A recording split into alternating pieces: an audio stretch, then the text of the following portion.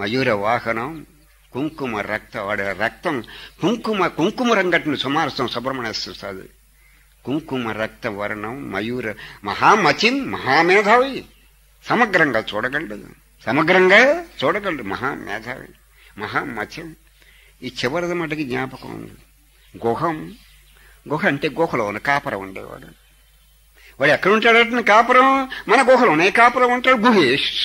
గుహేశుడు మన గుహలో హృదయ గుహలో కాపురం ఉంటాడటండి. వాడు గుహం అంటే గుహలో హృదయ గుహలో కాపురం ఉండేవాడు. గుహం సదాహం, ఆ గుహలోని ఈశ్వరుని సదా అహం నేను ఎల్లకాలము, అన్ని కాలాల్లో ఈ కాలం ఆ కాలం లేదు, అన్ని కాలాల్లో శరణం ప్రపంచే నేను శరణి వేడుకుంటున్నాను. అటువంటి గుహేశ్వరుడు. ఈ కాలం ఆ కాలం అని లేదు, ఈ కాలం ఆ కాలం అని లేదు అయ్యా. ఎప్పుడు సదా ఆల్వేజ్ సదా ఎప్పుడూ కూడా నువ్వు గుహలో ఉన్న ఈశ్వరుడు అయ్యా. నువ్వు ఎక్కడో ఉన్న ఈశ్వరుడు కాదు, నా గుహలో ఉన్న ఈశ్వరుడివే. నా గుహలోనే కాపురం ఉంటున్నావు. అట్టి నిన్ను సదా అహం నేను ఎల్లకాలాల్లో ఆల్వేజ్ నేను శరణ వేడుకుంటున్నాను. నిన్ను శరణ ఏదైతే నిన్ను శరణ వేడుకుంటాందో ఆ శరణాగతి పూర్తయ్యాక ఇక్కడ ఉన్నవాడే కూడా అంటాను నువ్వే. నేనేమన్నా మిగిలితే కదా ఇక్కడ ఉండటానికి, ఇక్కడ మిగిలితే నేను ఉంటాను. కానీ మిగిలితే శరణాగతి పూర్తి కాలేదు. శరణాగతి పూర్తి అయితే ఎవడ మిగలడు ఇక్కడ మిగిలితే ఏడ్చేవాడు ఉంటాడు. కానీ ఇక్కడ ఏం మిగలకుండా ఉంటా ఇంక ఏడ్చేవాడు ఏడవటానికి ఎవడు ఉంటాడు?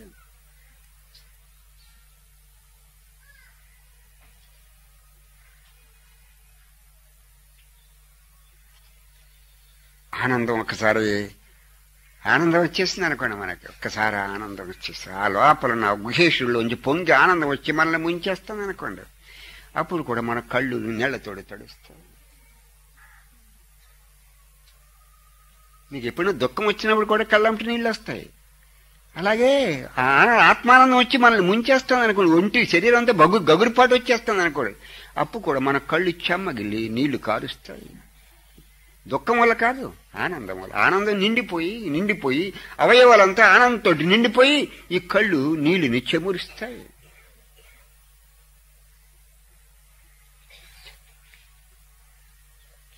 అది దుఃఖానికి సంబంధించినవి కాదు, ఆనందంలో వచ్చే కన్నీళ్ళు. అటువంటి ఆనంద బాష్పాలు వస్తుంటే ఓ నీటి చుక్క మీరు తీసుకుని మీ నోట్లో వేసుకుంటే ఆ నీరు కూడా తీయగా ఉంటుంది.